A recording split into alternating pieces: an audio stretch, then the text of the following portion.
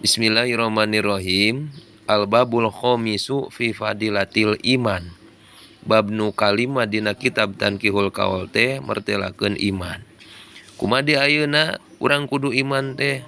Pangna kumaha urang kudu iman teh tingali geura urang dina syarahna ieu.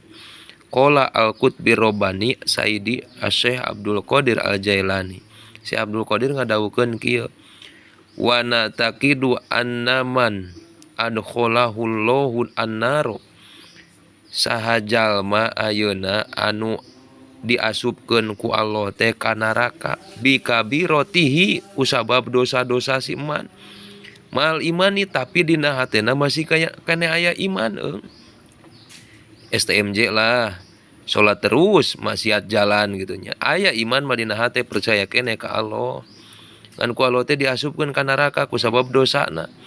Fa innahu la yakhludu fiha bal yukhrijuhu minha. Ta eta si iman teh nya ge tukang bobok, tukang tarok, tukang nyolokan liang orok moal langgeng di neraka. Suatu waktu bakal dikaluarkeun ku Allah teh min hatina itu nar dikaluarkeun. Lianna naro fi haqihi kasijni. Sabab ayeuna hakikatna neraka kerpikeun jalma anu STMJ eta teh kawas penjara fi dunia di dunia. Yastau paminhu bi qadri jarimatihi, anu mana ayeuna sesuai ayeuna kapasitas dosana. Dosana seumpamana sakitu maka diponisna oge di neraka teh sakitu munanya. Dosana ayeuna sapoeun di neraka sapoeun. Dosana satauneun di neraka satauneun diponisna teh. Geus kitu mah sumayukhrijuhu bi rahmatillahi taala. Dikaluarkeun we ku Allah teh euy. Allah ngaluarkeun ka eta jalma teh ku rahmat Allah, ku rasanya Allah teh dikaluarkeun.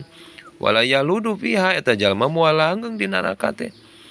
Ya Allah, ieu rahmat Allah rasanya Allah. Jadi nu edan anu edan oge euy teu eling-eling, aya eling sakedeung mah. Tetep ku Allah moal dilanggengkeun di neraka asalkan aya sapercik iman dina hatena.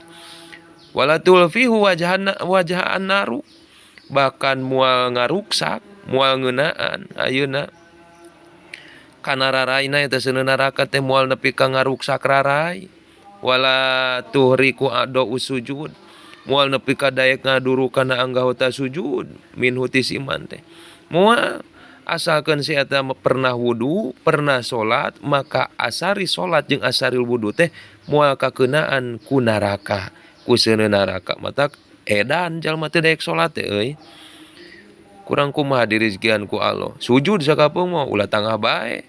Lianna dalika muharramun ala nari. Sabab neraka moal daekeun kana anggota nu pernah dibawa ibadah ka Allah. Moal daekeun ngadurukna ge diharamkeun. Kitu tah. Walayan qatiu tamuhu minallahi taala. Bari dirina moal eureun terus ngarepkeun tina rahmat Allah teh pikuli halin.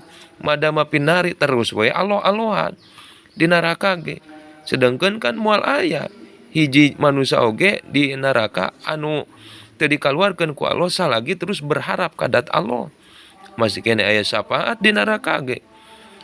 Bakat kunyaahnya ana Allah ka urang. Hatta yakhruja minha nepi ka kaluar we eta jalma teh. Payadhulu al jannata, tuluy asup eta jalma teh ka surga. Sehingga wayuti ad-darajati ala qadri taatihi. Sehingga Allah maparinan we ka eta jalma teh kana ukuran taatna ka darajat-darajatna.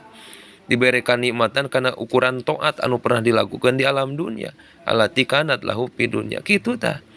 Mantak urang ulah edan ka Allah teh. Sujud sakapeung mah ulah nepi ka poho-poho teuing. Da ingat urang teh bakal maot. Engke bakal hanyakal. Dina nyana ge naudzubillahi min dalik. Disalametkeun ku Allah tina neraka. Mantak mudah-mudahan we urang mah ulah nepi ka nyimpang heula ka neraka. Sing husnul khotimah. Amin ya Allah ya rabbal alamin.